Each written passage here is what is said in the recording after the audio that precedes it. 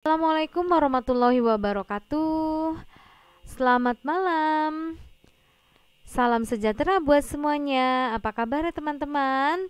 Mudah-mudahan semuanya dalam keadaan sehat walafiat ya. Ya, saya Diana Arliana. Hari ini adalah hari pertama. Saya sebelumnya mengucapkan banyak terima kasih telah bergabung di kelas ini. Kita sama-sama belajar untuk materi membuat perencanaan yang menarik bagi anak usia dini dalam program belajar dari rumah. Hari ini adalah pertemuan kita yang pertama. Belajar dengan saya serius tapi santai ya teman-teman. Dan saya mohon juga partisipasi aktif dari teman-teman semua bila ada sesuatu yang kurang dipahami atau belum bisa dipahami. Mohon silahkan bertanya ya.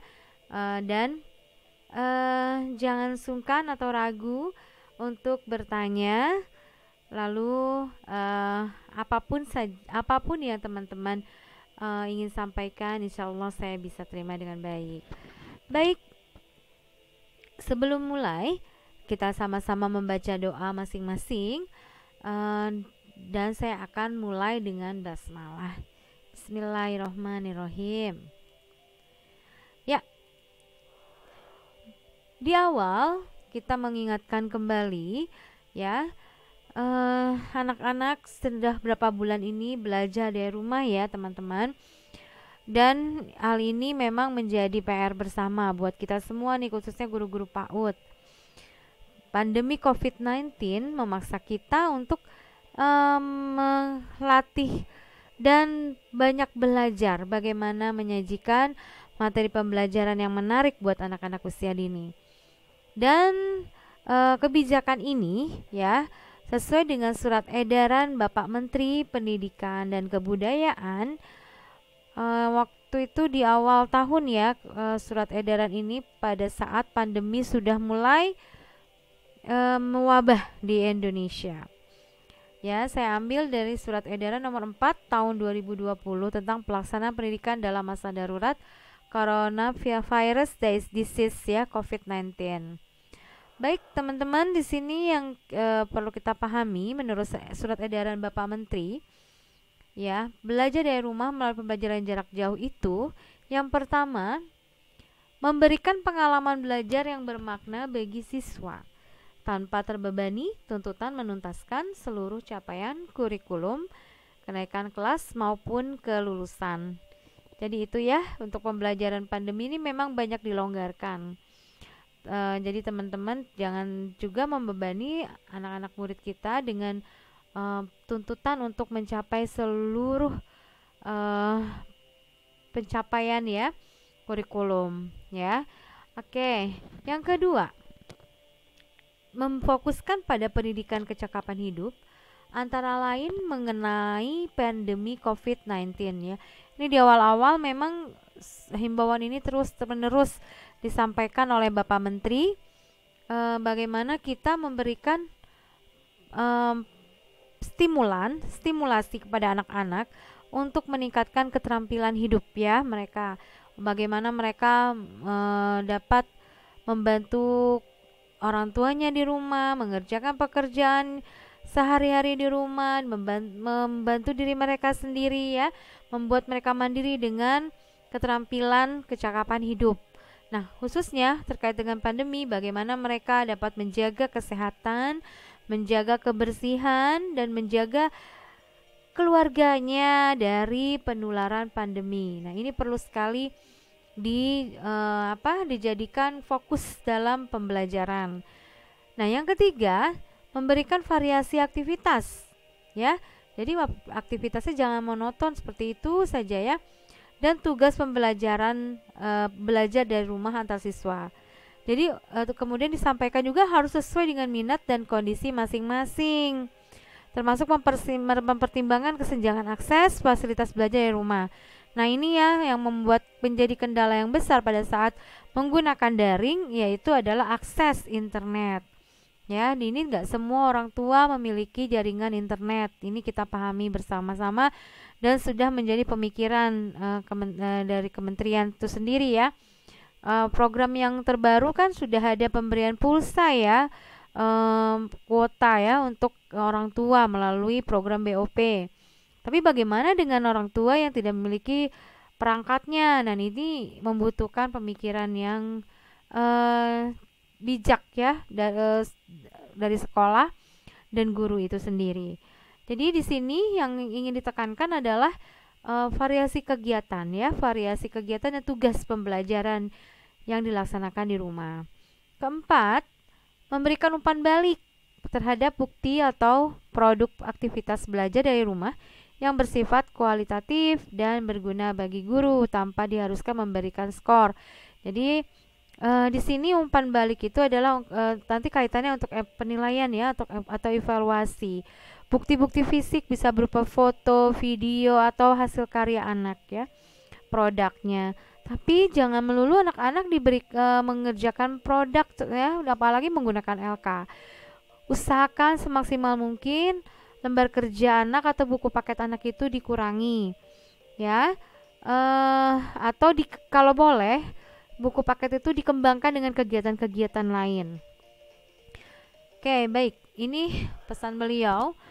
Nah, di sini perpanjangan masa belajar di rumah tersebut tentu menuntut para pengajar untuk kreatif ya, memberikan materi. Pasalnya tidak sedikit orang tua mengeluh banyaknya tugas dan PR anak sehingga membuat anak lebih stres saat belajar di rumah. Nah, ini yang perlu kita cermati dengan bijak juga ya para guru, hati-hati. Jangan terlalu banyak memberikan tugas atau PR. Apalagi tugasnya itu yang sangat membebani anak dan akhirnya membebani orang tua karena harus mendampingi anak untuk mengerjakannya. Ya, untuk orang tua yang sabar mungkin gak akan jadi masalah buat anak-anak. Tapi kalau orang tuanya tidak sabar, sudah banyak videonya ya terkait dengan orang tua yang memperlakukan anaknya tidak pada tempatnya lah ya. Ada kekerasan verbal, ada kekerasan fisik. Nah, ini yang harus dihindari karena berbahaya sekali kalau anak sudah merasa sakit hati dari kecil ya, dia terluka hatinya ya, dan ini akan berdampaknya pada masa dewasa nanti.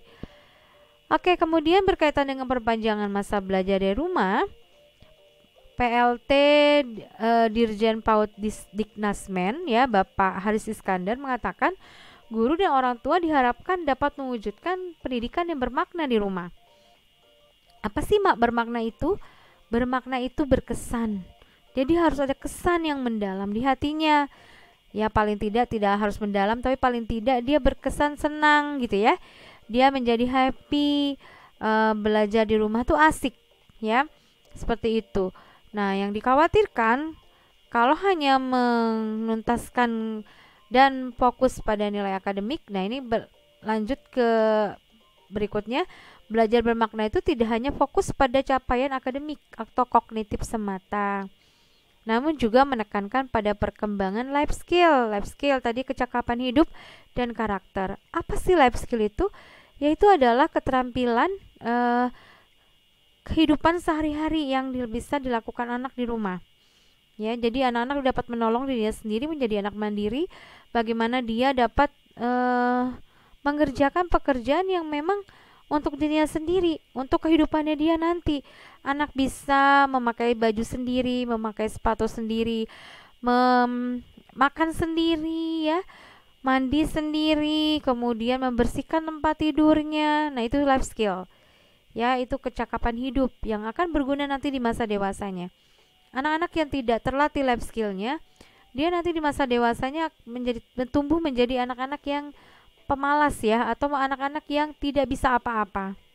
Itu yang sangat dikhawatirkan. Karena tidak selamanya orang tuanya bersamanya kan.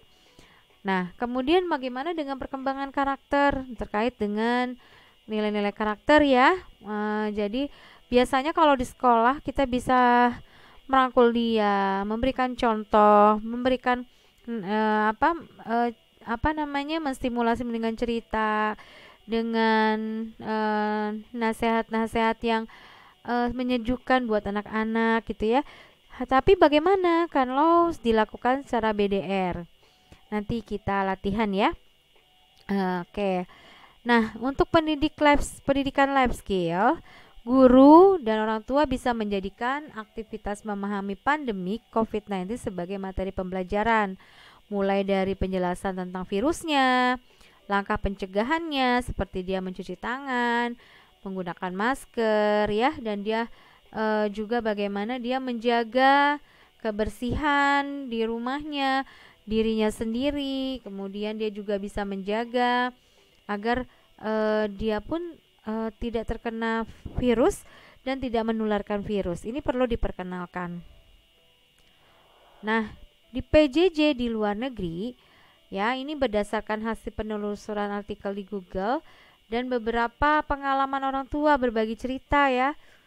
Nah, di sana disampaikan kalau di Amerika itu ada yang mengatakan di sana pada saat awal-awal tuh banyak libur kosong ya, jadi banyak tidak belajar, lalu mereka mulai menggunakan daring ya, seperti itu.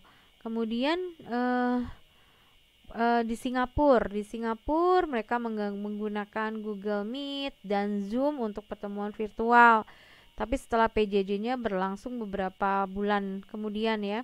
Nah, kalau di Singapura, menurut orang yang belajar di sana sudah terbiasa dengan pembelajaran daring, karena kalau libur panjang mereka selalu memberikan PR, tapi PR tidak terlalu berat. Cuman PR itu dikerjakan di rumah dan dibimbing oleh gurunya melalui daring. Jadi sebenarnya di Singapura tidak terlalu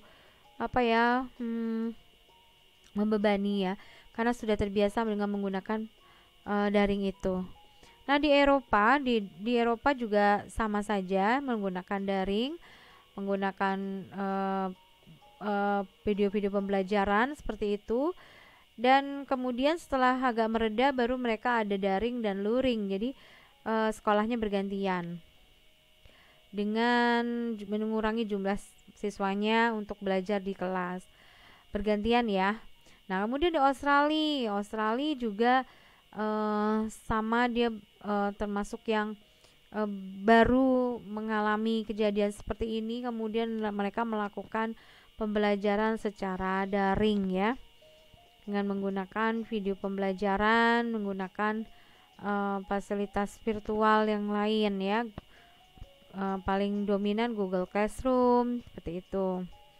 Nah, Korea Selatan unik juga nih. Kalau Korea Selatan, menurut salah satu ibu yang anaknya sekolah di sana, anak-anak TK tidak diberikan video-video melalui gadget ya. Jadi mereka diberikan tugas diberikan satu kotak mainan untuk pembelajaran selama beberapa minggu. Jadi orang tua dapat panduannya dan dapat bermain bersama anak dengan menggunakan bahan-bahan yang sudah diberikan. Kalau untuk anak SD-nya menggunakan TV sekolah sepertinya ya. Jadi emang penggunaan gadgetnya memang dibatasi. Oke, di Thailand dia tidak terlalu lama terjadi pandeminya dan berjalan. Mereka anak-anak TK itu dikasih lagu untuk dihafalkan dalam 1 minggu seperti itu. Kemudian juga melalui pembelajaran jarak jauh, juga melalui daring juga. Seperti itu ya gambarannya. Oke, nah gimana di Indonesia? Di antara semua yang saya sampaikan itu, hampir semua orang tuanya di Australia khususnya komunikasi dengan orang tua tuh sangat erat ya. Jadi di awal-awal mereka mengirimkan tugasnya tuh melalui email dengan orang tua, dan terus mereka berkomunikasi dengan orang tua untuk pembelajaran di rumah. Jadi memang yang mereka lakukan semua hampir semua tidak terlalu banyak hambatan ya. Nah, mungkin di Indonesia banyak hambatan karena banyak sekali faktor yang mempengaruhinya. Khususnya adalah ekonomi kalau di Indonesia ya. Banyak yang mengeluh karena tidak memiliki perangkat atau tidak memiliki uang untuk membeli pulsa kuota. Oke, nanti saya lanjutkan di video kedua.